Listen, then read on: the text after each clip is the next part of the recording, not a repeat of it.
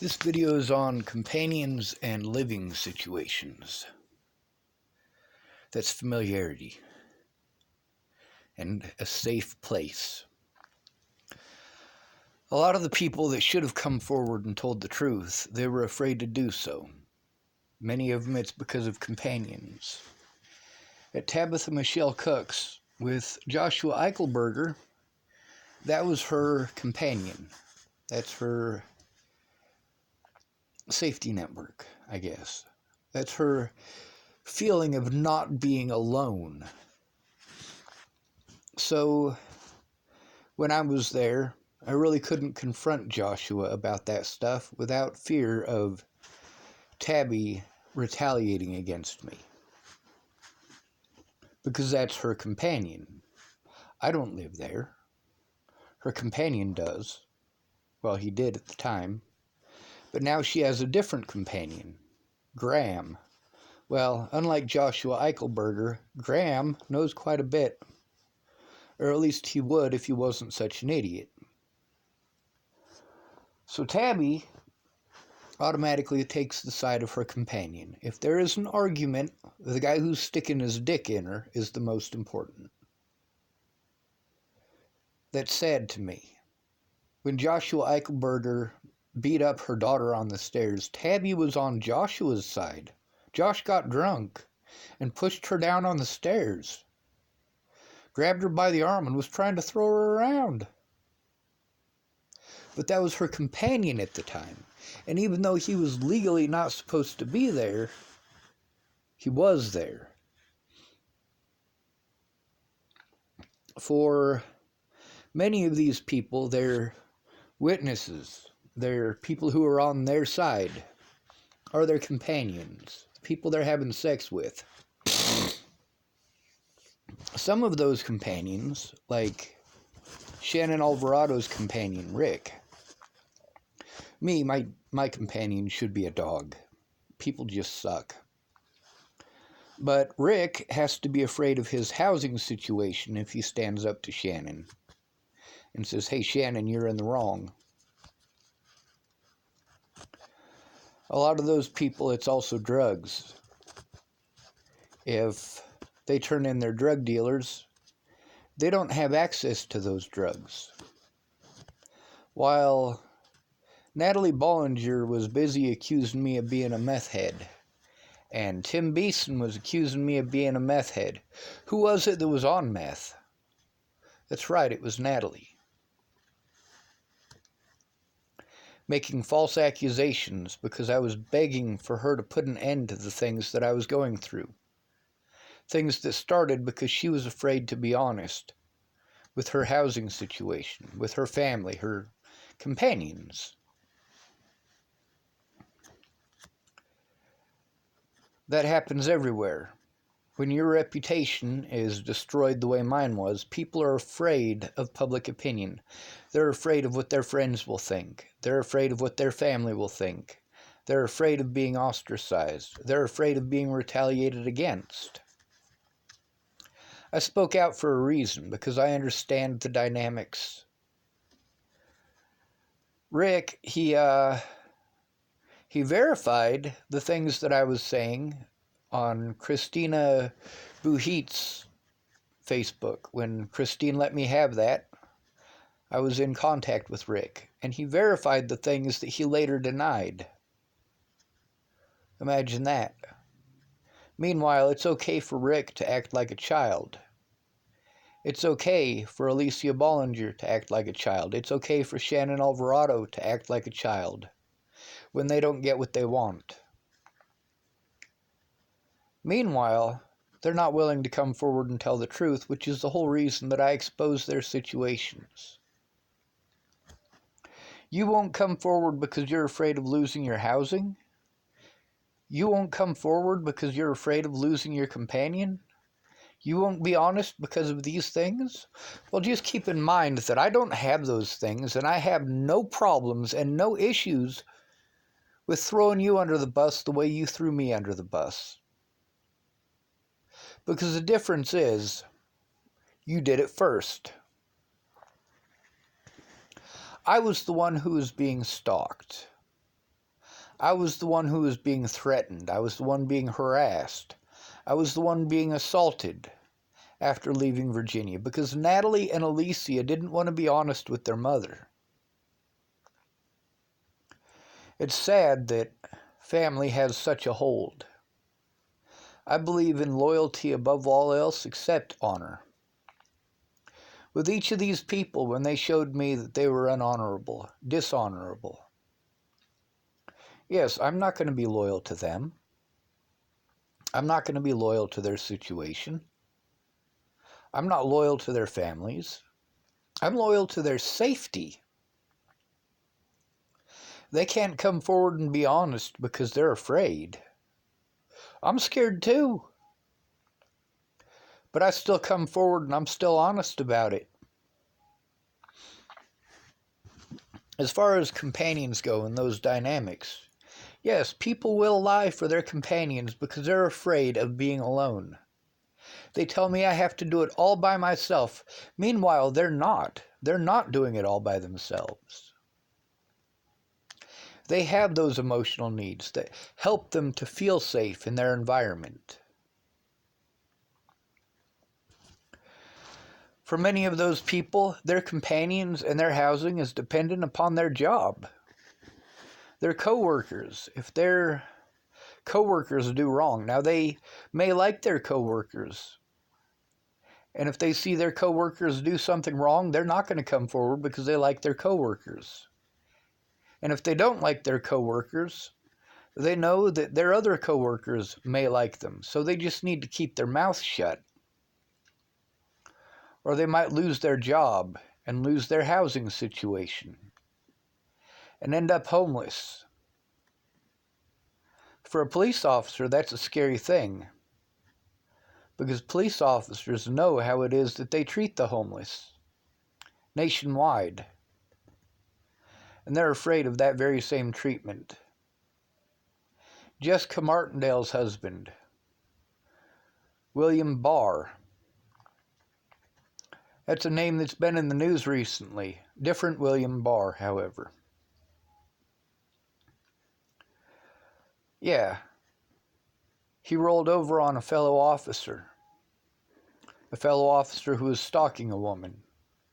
That officer lost his job, didn't he? No, he didn't. Will lost his job. Will is the one who was punished for doing the right thing. I know exactly what that's like. I know exactly what that feels like. With a lot of these people, the fact that they wanted to keep their names secret showed me that they weren't actually going to help. It showed me that they weren't making any actual effort, and that they weren't going to. Like Danica Garner pretending. See, here's the thing now. She can't hide what Ted has done. And she can't hide what Alicia has done. Well, I've been running around like a chicken with my head cut off trying to get actual help. She's had plenty of actual help. She's got plenty of companions.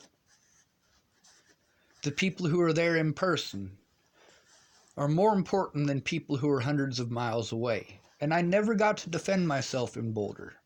I never got to defend myself in Virginia. I never get to defend myself because there's nobody in my corner. As far as Peaches goes, did I slander her name? Well, that all depends.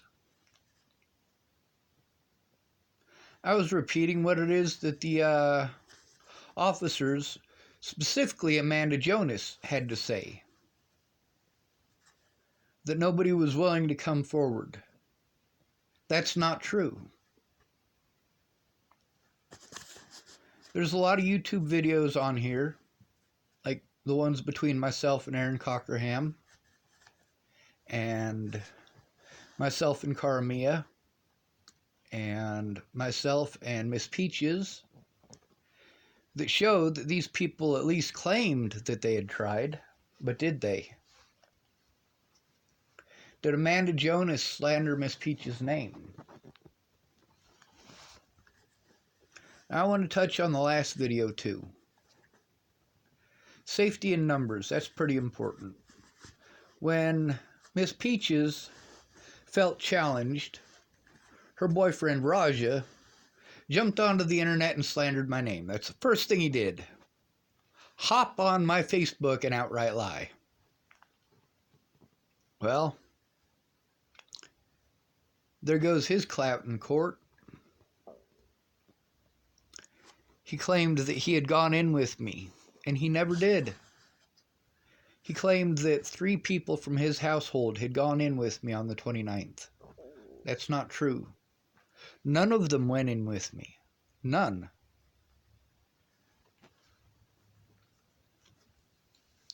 If any of them had gone in with me, those officers would have recorded everything. If you go in alone, officers aren't likely to turn on their body cams. They're not likely to record it. Except the little bits and pieces that they can try to use against you, which isn't recorded. They just write that part down. Or they embellish a little bit. The thing is, this should have been dealt with on a professional level. I should have been dealing with professionals from the very start. And by from the very start, I mean all the way back in 2016. Instead, I was dealing with a bunch of web wingnuts and a bunch of crooked-ass addicts like the Bollinger family, the Kelly family, the Garner family. I was dealing with a bunch of internet wingnuts who had already assumed my guilt and were playing head games. People like Kara Johnson. And then there's the wingnuts like Layla Johnson, a.k.a. Layla Dunan, a.k.a. Missy Johnson. These are all the same people. Missy Johnson, Layla Johnson, and Layla Dunan are all the same person. But because she changes her name every so often, well, then it's magically somebody new, somebody different. I've been telling y'all what's going on. I've told y'all the things that I had to do out of desperation, while the courts prevent me from being allowed to speak on my own behalf in any court date. And my public pretenders all the way along the way have prevented me from having an honest court date. Their actions prevented me from having an honest court date. Their unwillingness to do their job. And many of them, they say the same thing to me. Well, I'm sorry, but I have an overwhelming caseload. No, you're not fucking sorry. Your overwhelming caseload is not my problem. Then again, it really is. Because I can't have an honest court date because you can't do your job because you're overwhelmed with your caseload. Imagine how overwhelmed I am. You're not going to go to jail for things that you didn't do.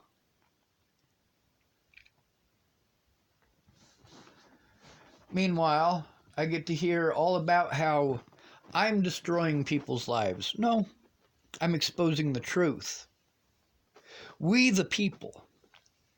See, if all of these people like Shannon Alvarado and Miss Peaches and Mandy Hughes and Alyssa Rainwater and all of these witnesses all came together and did it all at once, instead of one of them here and one of them there, every 6 months or every 8 months or so, one of them might try to do something. No, you have to coordinate. The Bollingers coordinated. They coordinated to destroy my life, to prevent me from having an honest court date. They coordinated with crooked officers. Officers with a history of abusing people, with a history of assaulting people.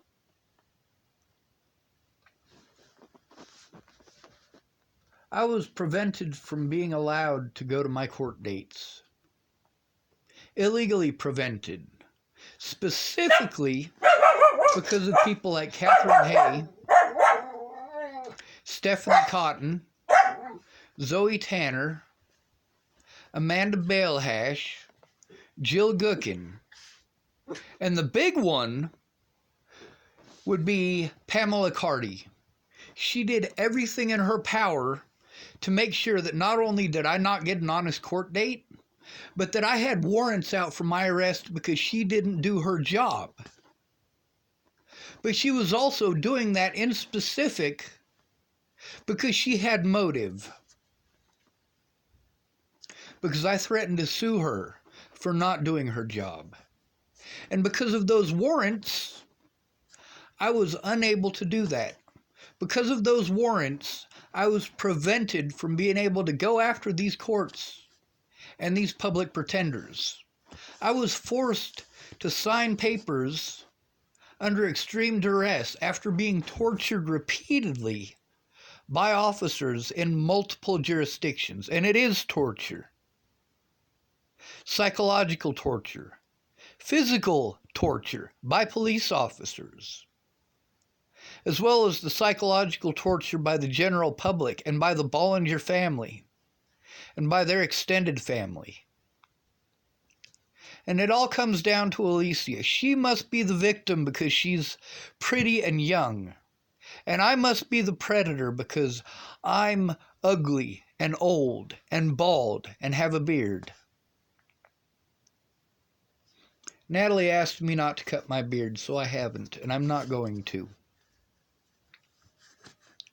I care about Natalie. I care about Alicia. And people just keep hammering it at me that I'm a terrible person and that I'm not allowed to care about these people. People who never met Natalie, don't know a goddamn thing about her, want to pretend like I'm a bad person because I cared more about Natalie when she disappeared than I cared about myself. But then I got to deal with the whole family dynamics. These people who had these fears, who didn't come forward with the truth, they put each other at risk by not coming forward, by not working together to show the truth. Instead of making an effort to actually show those things, and they have the ability and I don't. They have the technical abilities and I don't. They have the ability to communicate on Facebook and I don't. These people could have worked together and done something instead of discussing it and talking shit on me behind my back. I'm not going to talk shit about you behind your back. I'll speak the truth out in public, motherfucker. I'm not a bitch like you. Tabby, she's fat. She is fucking huge. She is a massive woman.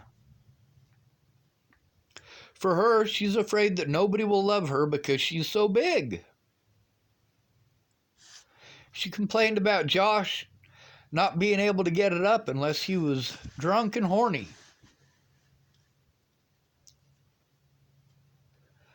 But the thing is, Tabby is a good woman.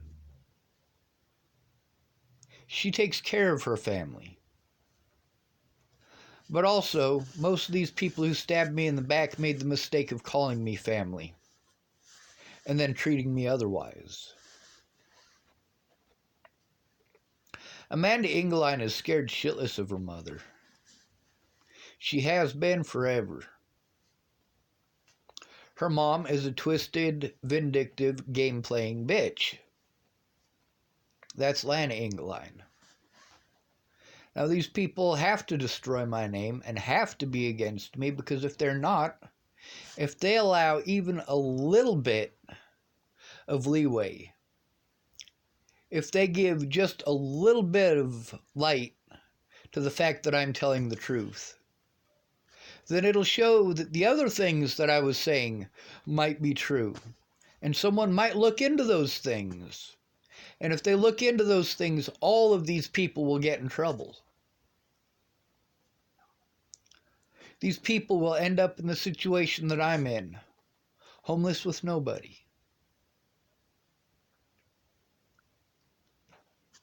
They should have thought about that before helping the predators.